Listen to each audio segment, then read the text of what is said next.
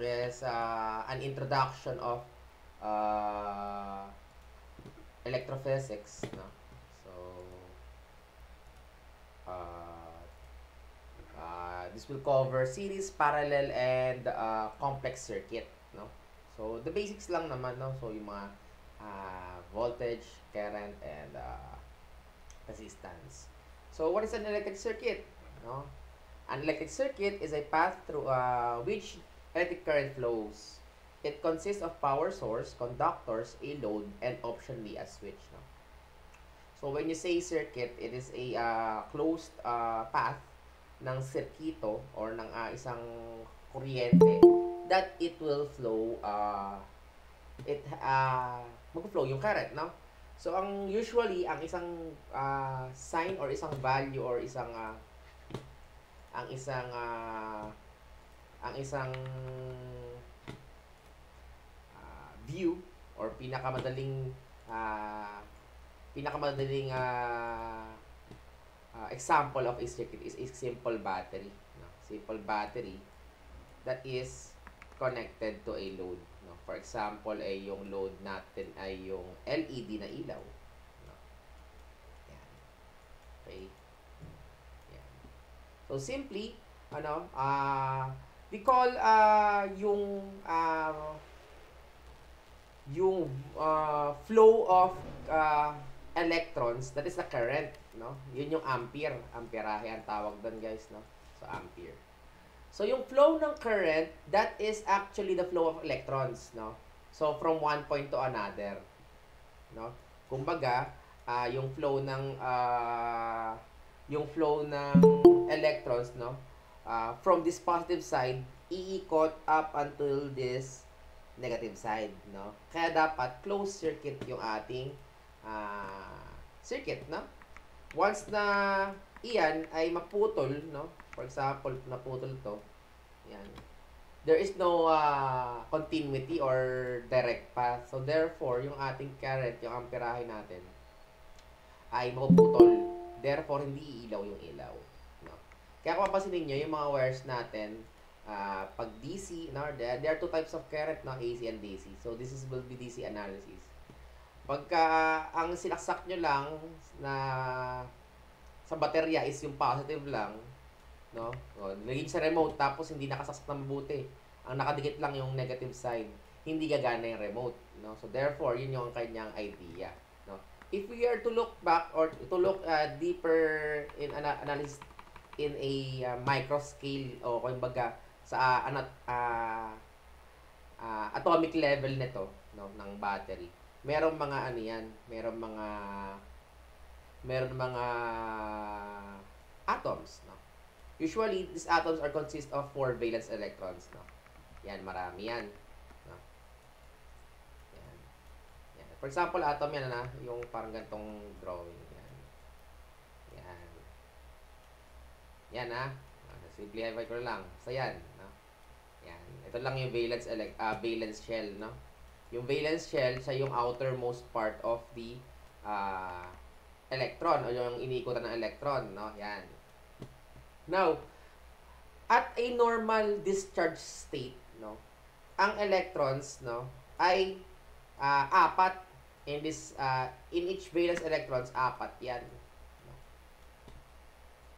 Now, or 3 or 4, no? I think 4 is a insulator. Apat, no?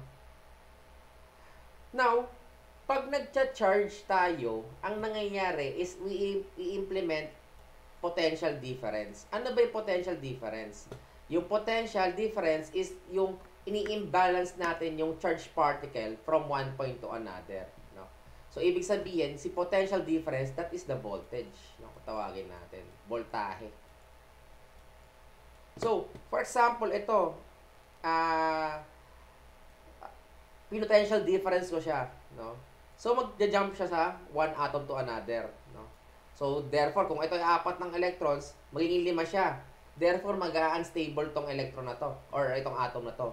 Itatry niya ulit ibato yung electron na yon, no? Ibabato niya. So, yun yung nangyayari dito sa battery, no? So, sa pagbato ng electrons doon sa copper atoms, umiikot yung current. Yun yung flow of electricity. Masabi mong low-bat, no? Low-bat ang isang battery pag yung positive and negative are balanced inside. Yan, low-bat yan. Pag naman full charge, usually, sa positive side, you have here the maraming positive charge particles, no? Tapos ito naman yung negative. Yan. Or rather, baliktad pala, no? Dito yung negative. Tama naman pala. Yan, tama. Positive pala. Negative. Yan. Kasi ang flow of current is always from the positive side to the negative side. Yun yung concept of batteries. No? Pag full charge to, ito yan. So, magiging erratic yung positive charge particle. No? Dahil meron ka ditong semiconductors, no? It will try to flow on the least resistance. So, therefore, mag-flow dun sa kuryente, sa kable. Pag nag-flow sa kable, magkakaroon ng kuryente. Yun yung concept of full charge or fully charged. No? Again, hindi ito yung mismong konsepto, no? Parang overview pa lang to, no? Hindi ganun kasimple yung mga nangyayari dyan, no? May mga electrochemistry na nangyayari sa loob, pero dahil tayo ay overview lang, medyo broad lang or medyo gist lang ng topic. Okay? Yun yung voltage and current. No? Now, si current naman, it will flow from one point to another. No? Tapos, it will be resisted by the load or resistor. No? So, therefore, I try to visualize yung host nyo sa bahay. Yung host ng garden hose nyo. Yan. Yung gripo or yung inyong jetmatic or yung inyong power yung tawag dito. Basta yung yung pump. Yan. Yung pump nyo, that is the voltage. Siya yung tutulak dun sa current. So, in which yung current naman, yun naman yung dumadalo na tubig dito. Dumadalo na tubig dito sa hose. Yun naman yung current. No? Tapos, for example, yan, naapakan nyo yung hose na yan. That is the resistance or yung load. Kung tawagin natin. So, therefore, itong voltage, yun yung pump tumutulak. Yung current, yung dumadaloy. Pag naman pipigilan yung current, yun naman yung resistance. Okay? So, overview lang yan ha. Again ha, hindi ganun kasimple yan. No? Medyo complex din yan. No? So, kaya nga ang engineering, 4 years, 5 years. No? Hindi ganun kasimple lang lahat yan. So, ito lang yung overview just to have a concept of the circuits na isolve natin. So, we try in a series circuit. In a series circuit, components are connected end to end. So, current is the same all through the components. Total resistance increases and one path for current flow. Now, for example, you have here a series connection. So, you have here a 3 volt supply. 3 volt. Meron tayong 1 ohm. Meron tayong 2 ohm. And meron tayong 3 ohms. So, we are asked to find the total current. No? Total current of this circuit and also the power dissipated in each load.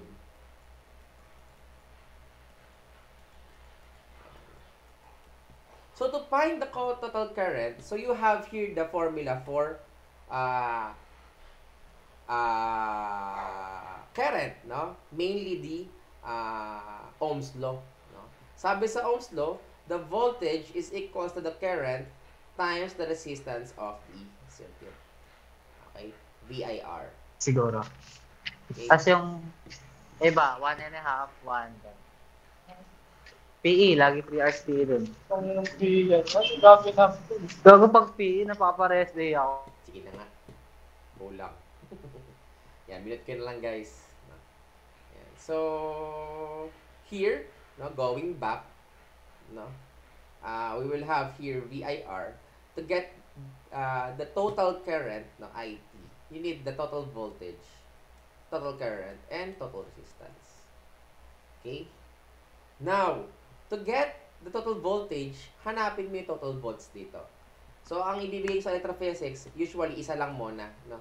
Pag nagbigay kasi ako ng maraming load or madaming supply of the voltage, medyo complex na, no? Papasok na kayo sa circuits 1. No? So, in this case, isa lang yung ating voltage. No? So, 3 volts. So, you have here 3 volts. No? Now, to get naman yung IT, divide both sides by RT. So, therefore, kailangan ko hanapin si RT to find IT. To find RT in a series circuit, that is the sum of the total resistance. No? R1 plus R2 plus R3 and so on and so forth. Kung gaano karami man yung gaano man karami yung resistance na active dito sa circuit. So in this case, 1 ohm, 2 ohm, and 3 ohm. So therefore, you have here total current or total resistance will be 6 ohms. No? Saan galing yon? 1 ohm, 2 ohms, and 3 ohms. No? So therefore, 3 plus 2 plus 1 is 6 ohms. So you have here 3 volts over 6 ohms. That will be ilan? No? So 3 over 6, that is 1/3. 3 over 6, that will be ano? Nakikita ko ba? 3 over 6 is?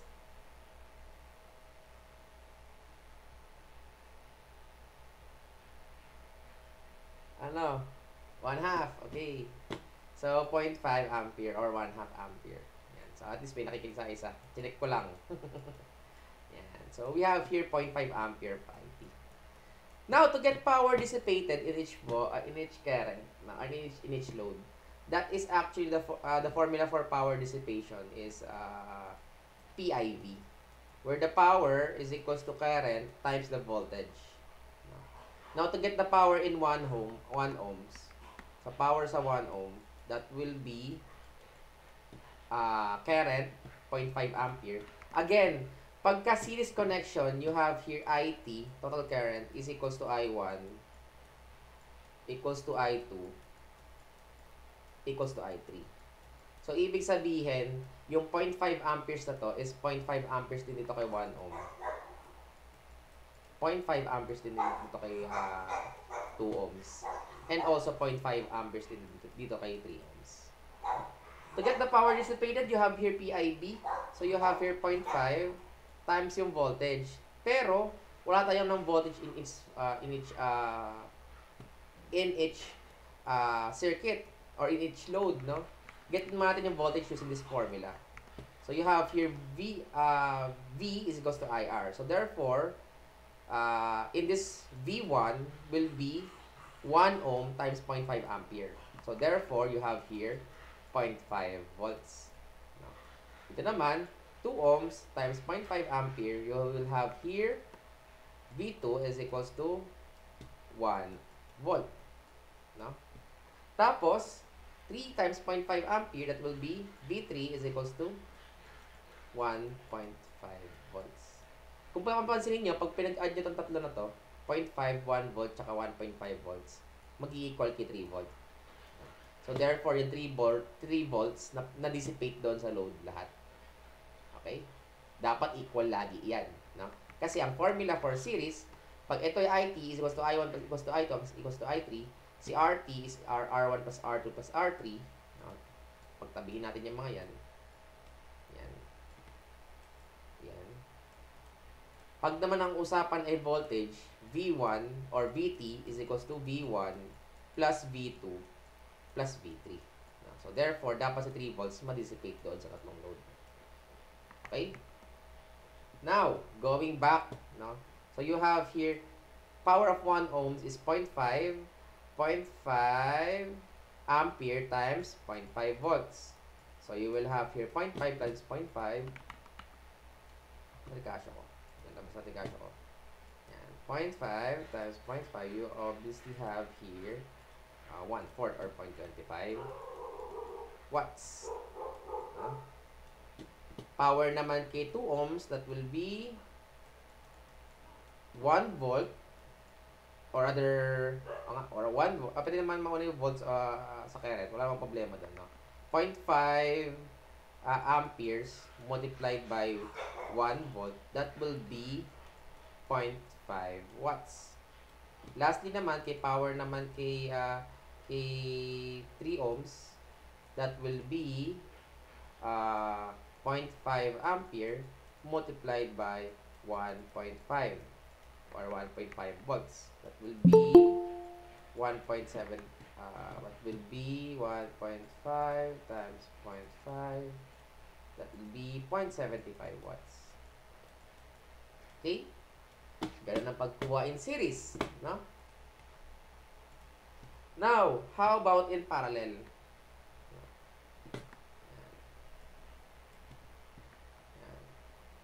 So, parallel circuit, no? In parallel circuit, components are connected across the same 2 points. Voltage is the same across all branches. Total resistance decreases and multiple paths of current flow. So, pagka parallel circuit, ito yung nakikita natin sa mga saksakan natin sa bahay na nakaparallel. Bakit? Kasi pag series kasi, nakaseries yung bahay niyo. For example, namatay yung TV. No, for example, namatay yung TV, no. Load natin, namatay yung TV, putol yung circuit. So therefore, pag namatay yung TV, patay lahat ng inyong appliances. Kaya yung mga ating mga saksakan, they are designed in parallel, no. So paano parallel parallel na figure? So you will have here yung parallel figure ganito. Ito yung load, ito yung source, 3 volts for example. Tapos, meron akong 1 ohm, 2 ohm, at 3 ohm. Now, kung papansinin nyo, pag ganito yung parallel configuration, regardless, kung maputol man yung isa, yung circuito still alive. Buhay pa rin. Bakit? Kasi dito, for example, di ba, maputol nga ito. Open circuit na, putol na, or hindi nagagana yung kuryente. Ito naman, pag naputol yung isa, meron pa rin closed path, no? Meron pa rin from positive up until negative. So therefore, hindi kawalan yung isang load, no? Dito kasi sa series, pag nawala yung isang load, patay na lahat ng circuit kasi wala nang dadaanan na kuryente. So in this case, ito naman pag parallel, may dadaanan pa rin. That being said, ito yung ating 1 ohm, 2 ohm, at 3 ohm. Now, ang pagkakaiba naman ito, si total current, hindi na siya equal from R1, R2, R3. Ito ay total na. No? Ibig sabihin, kailangan ko mahanap si I1 plus I2 plus I3 na siya. Ang equal sa kanya ngayon is si VT. No? Kung 3 volts man dito, no? 3 volts din dito. So, therefore, VT is equals to V1 equals to V2 equals din kay V3. So, therefore, equal to lahat. So, therefore, pwedeng sabihin na yung V1 ko dito is 3 volts, V2 ko dito is 3 volts, V3 ko dito is 3 volts. No? Try nyo i-figure out, no? Sa bahay nyo, pag nagsaksak kayo ng 220 na rep, 220 pa rin yung electric fan. No, ganun yan, no? Ganun yung konsepto. Pero iba-iba siya ng load. Iba-iba siya ng lakas na kailangan. No? Sa electric fan, mas maliit ng kaunti kaysa kay aircon. No? Mga ganun, no? So, now we are asked to find meron tayong VT, no? So, obvious naman to. We are asked to find IT ulit. No? To find IT, kailangan ko hanapin si I1. No? Si I1, I2, and I3. To find it, simpleng ohms law lang ulit. V is equals to IR. No? In which pagka formula manipulation ko, I will have here I is equals to V over R. Kunin ko lang yung mga kanet na to, no? Si I1 muna. I1 is equals to V1 over R1. So, in this case, you will have here V1 is 3 volts over R1 of 1 ohm. I1 now is 3 ampere. Okay, I2 din, ganun din. 3 volts over 3 volts over 2 ohm. So, lalabas sa kanya, 3 over 2. That will be 3 divided by 2. Gawin natin decimal lang. 1.5. 1.5 ampere. Tapos, next, okay lang. I3, that will be V3, 3 volts over 3 ohm. Lalabas sa kanya is 1 ampere.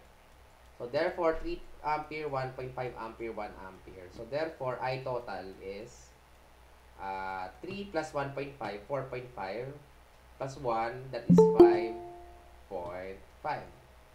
ampere. So, ibig sabihin, merong 5.5 going dito.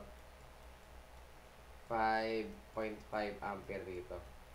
Tapos, dito may going na 3 ampere. Dito naman, 1.5.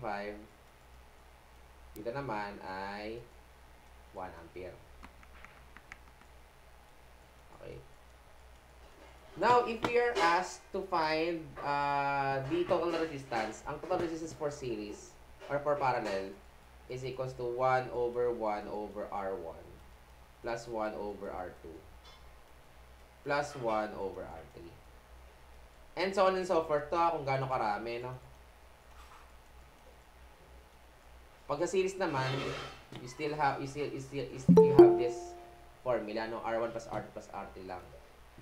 Ngayon, para mahanap nyo yung total resistance for in parallel, ito gagamitin natin. So, you will have here 1 over 1 over 1 ohm plus 1 over 1 over 2 ohms plus 1 over 1 over 3 ohms. Again, kung papansinin nyo, pinakamaliit is 1 ohm. No?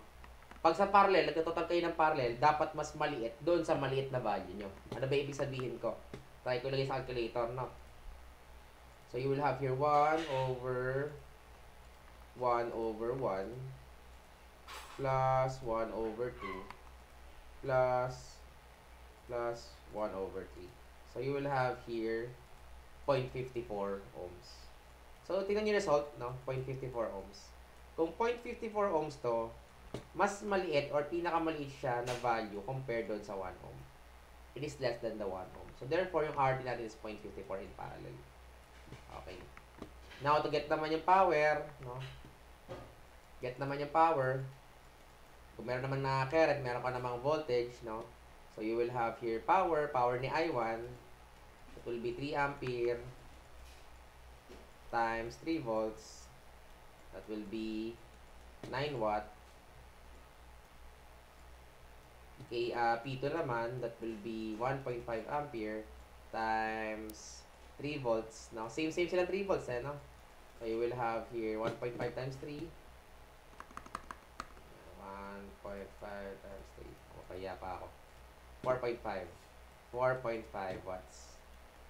So, lastly, P3 naman, that will be 1 ampere times K3 volts. So, you will have here 3 watts. No. Unit for volt, for power is wattage, no? Pero merong complex pa rin yan. May volt ampere pa tayo. Pero hindi ko na i-discuss, no? Kasi first year lang kayo. No? So, now, no, para naman pag complex circuit, no? Complex or combination circuit, no? A complex circuit combines both series and parallel components used in most real-world applications. It requires method like Ohm's law and Kirchhoff's law for analysis.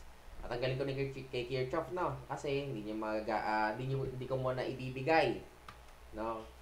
Bahala na siguro yung second one nyo, no? Hanggang ohms na lang ako, no? Ito nga yung ohms formula na VIR, no? Now, para naman pag complex circuit, no? Ganito. Yan. For complex circuit ka naman. Yan. Sample. Merong naka series parallel.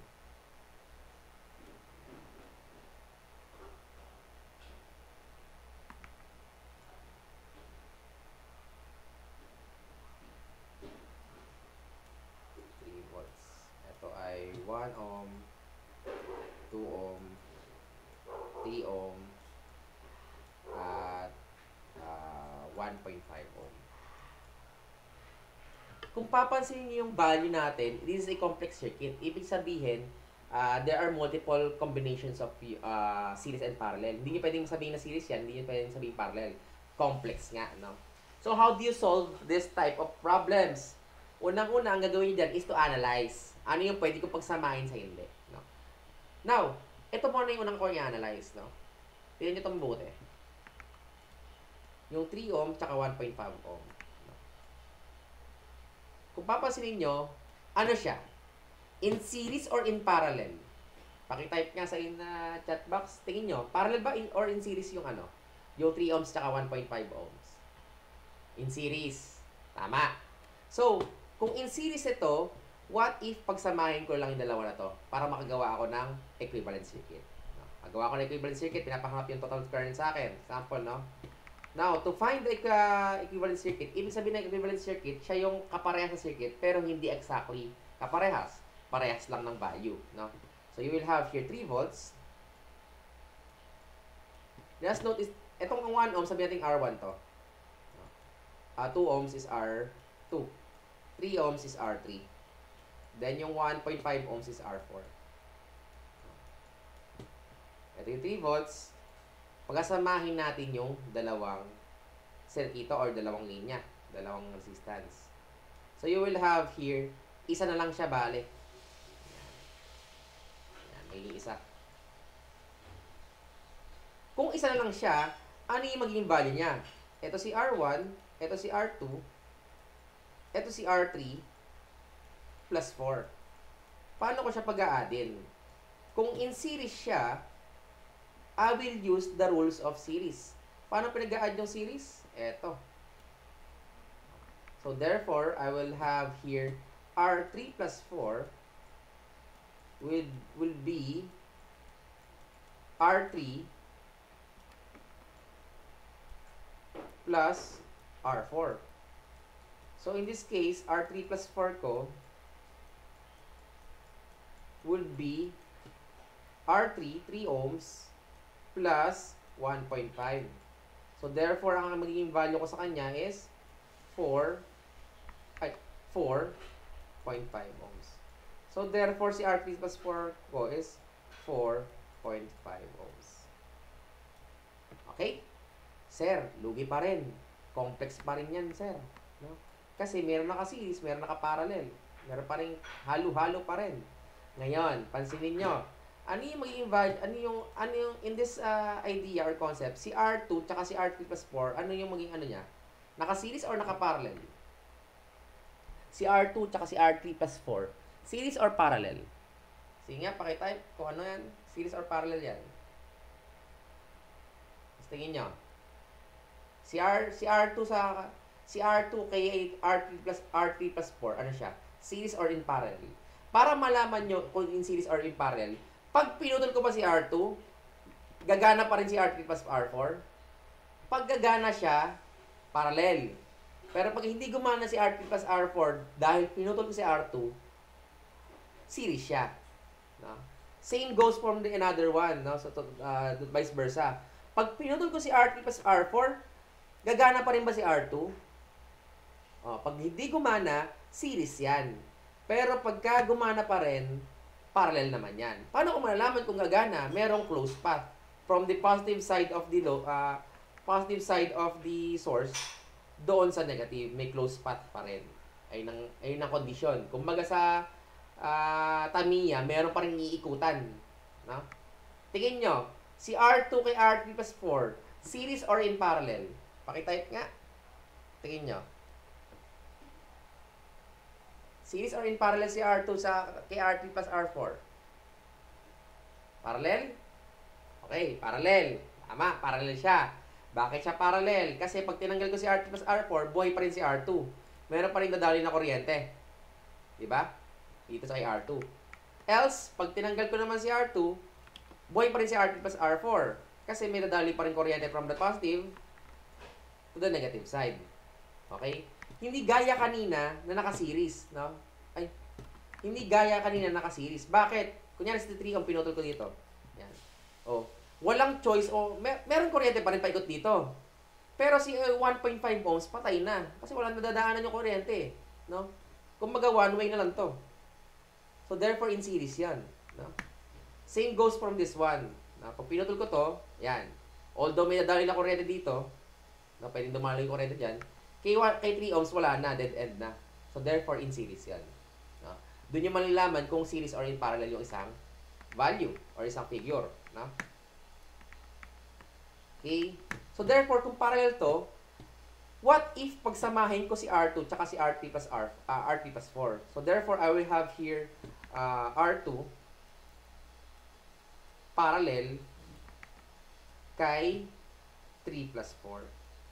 So paano yung formula of parallel resistance? Eto mga idol. Eto. No? So I will have here equals to 1 over 1 over R2 plus 1 over R3 plus 4. So I will have here 1 over 1 over R2, 2 ohms, plus 1 over 4.5 ohms. Lalabas, I will have here 1 over 2 ohms plus 1 over 4.5 ohms. Lalabas is 1.38 ohms. So therefore, I have here 1.38 ohms. Papansinin nyo, yung circuit lumiliit ng lumiliit. So therefore, yung aking drawing ngayon, ito na si 3 volts. The more na lumiliit siya, the more na naging simple. No?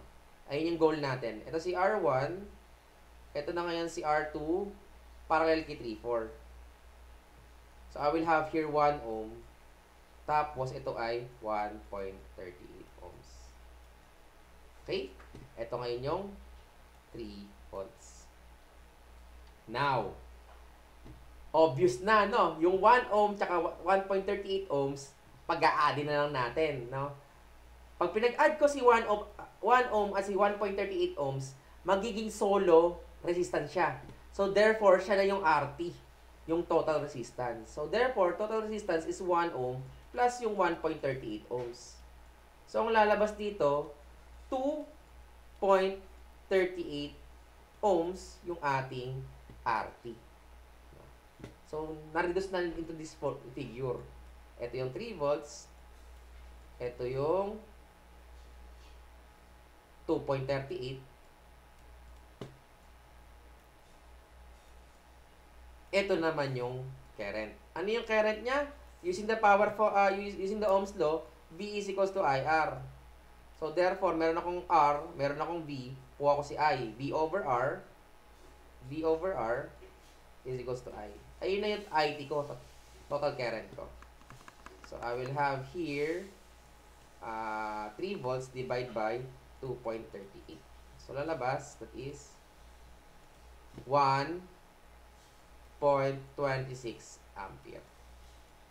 Ngayon, yung supply ko, para makuha ko yung power na supply, power input, no, that will be voltage total times yung current total. No, yung total current. So, I will have here 3 volts times yung 1.26 amperes ko.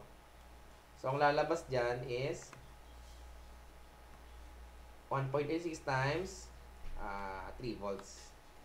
Lalabas is 3.78 watts. Ito, tanong ko ngayon. 3.78 watts to. Ito yung supply. No? Supply siya. Power input. Ipapahanap ko sa inyo yung power ni 1 ohm, power ni 2 ohm, power ni 3 ohm, at yung power ni 1.5 ohm. Paano natin hahanapin? Ang technique, pabalik. No? Babalikan natin lahat ng formula or ginawa natin. No? Balik tayo dito. No? So, nakuha natin yung 3.78 watts dito. No? 2.38 ohms dito. 1.26 amperes. Yung 1.26 amperes, Pag in series, pwede kong sabihin na yung 1 ohm merong 1.26 amperes dito. Kumpletuhin ko yung table ko. Gagawin ko table to ha. So, ito yung power na hahanapin ko. Ito yung voltage. Ito yung current. Ito yung resistance. No. Yan. Kumpletuhin natin yung table. So, si 1 ohm, obviously 1 ohm yan. Ito 2 ohms. Ito 3 ohms. Ito ay 1.5 ohm. Now, yung kay 1 ohm, meron siyang 1.26 amperes. So, therefore, si I1, pwede kong sabihin na 1.25 ampere dito. Okay, nakuha. No? Tapos, si 1.38 ohms, pwede kong sabihin na 1.25 ampere din dito. Pero remember, si 1.38 amperes is pag equal value ni R2 tsaka ni R2 3-4, no? Parehas sila or kumbaga galing dito 'yan, no? Ibig sabihin, pinagsama lang natin, hindi siya totoo, no? So therefore, kailangan kong hanapin yung totoong value ni R2 at ni R3 at ni R4. Paano 'yon, no? So kung hahanapin ko 'yon, meron ako 1.25 amperes dito, may 1.38 amperes ako dito. Gawin ko, hanapin ko yung voltage dito. To get the voltage of this, voltage is equals to current times resistance ulit. No? So, we will have here 1.38 times 1.25 ampere. So, therefore, may voltage of 725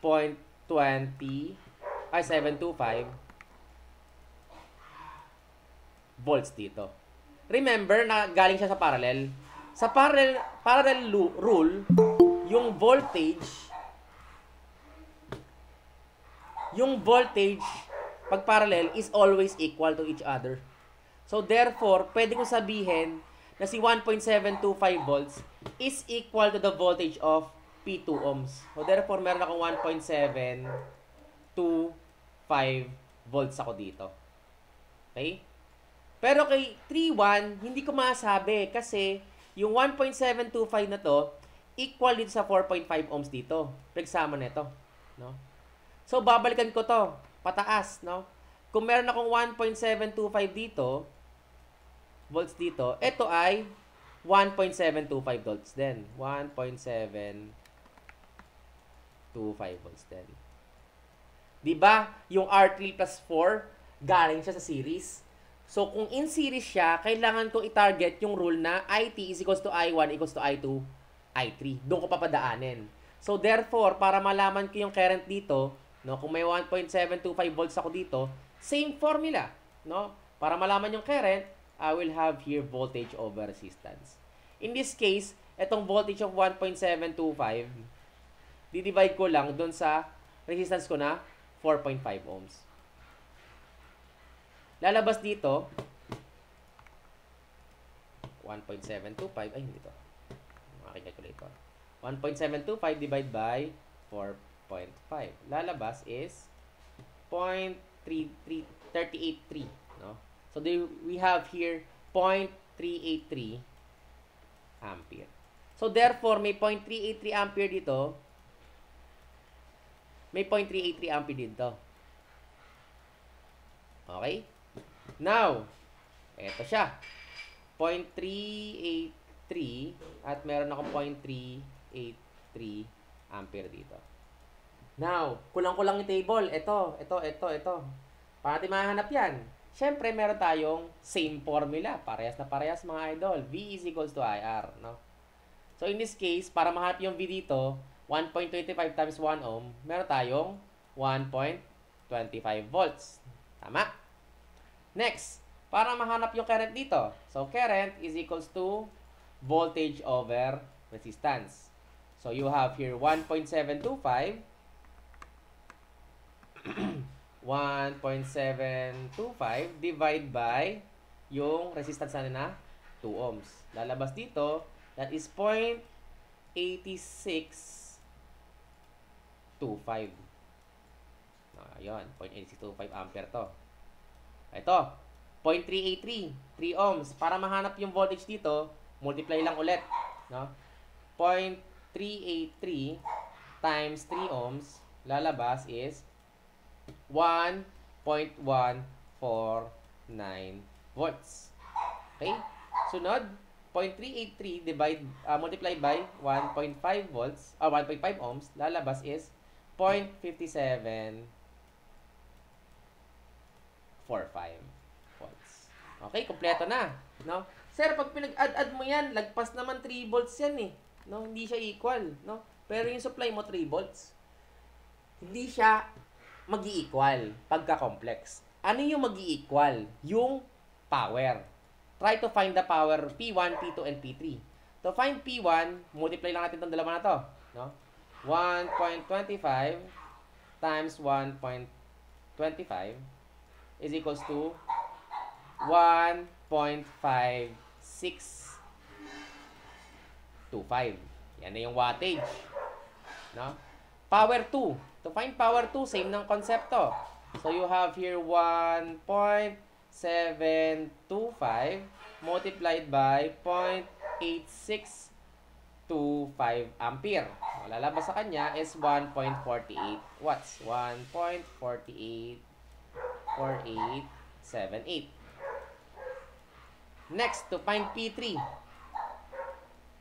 you will have here 1.149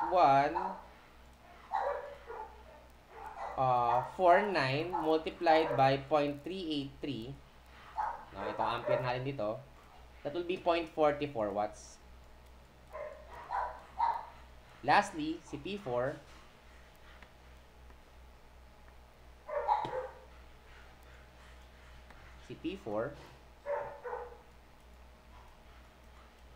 that is 0.5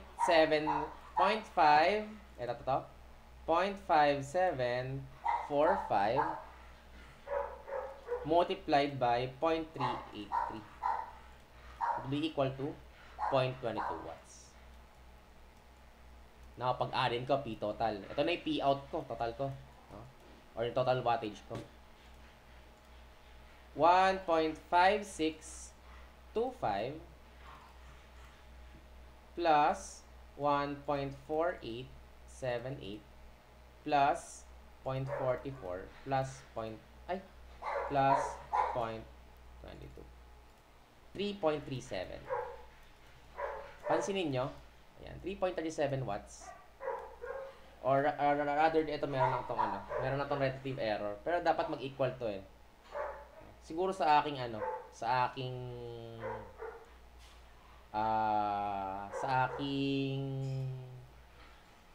pag-exclude ng mga value dito, no. Pero dapat, no, yung power output, no, 3.37 watts is equal dito. No, mag-equate dito. Medyo nagkaroon lang ako ng error diyan dun sa kung hindi ako nag round off, no, it should be equal. Yung power input equal to power output.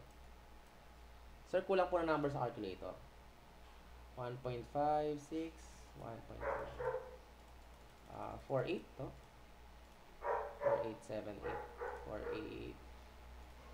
Yan, 244. O yun, malapit na, lumapit lalo. Yan. So 0.70, 3.71. No? So again, you get the idea na dapat mag-i-equal yan. No? Yan. So as much as possible, you use enough values na para makuha siya. 0.5625, 1.148, yan, I think, no? 3.71, 3.78, no? Malapit, no? Okay na yan. So, therefore, again, yung power input na computed dito should reflect the power output dito. Pag nag-reflect yung dalawa na yan, no? Nag-equate yung parehas na yan, ang dalawa na yan, at sure na sure ka parehas yan. Therefore, yung mga nakuha mong value dito, no? Yung current mo dito at voltage mo dito will be equal, no? Or kumbaga, tama, no? Tama yung value ni V1 mo, ni V2 mo, V3 and V4, I1, I2, I3, I4 mo, no? Yun yung one way to check the complex circuit. Okay. Hanggang dun yung aking electrophysics, no? Hindi ko na siya dadagdagan, no? Kumbaga, meron pang mga topics na pwedeng ilagay, yung dalawa naman yung supply, complex naman yung circuito, naka-Y naman, naka-delta naman, no? Maraming complex analysis. Siguro trabaho nyo na yun sa second year. No, ito lang siguro yung introduction to the complex circuit. Introduction lang to. Okay? Stop ko lang.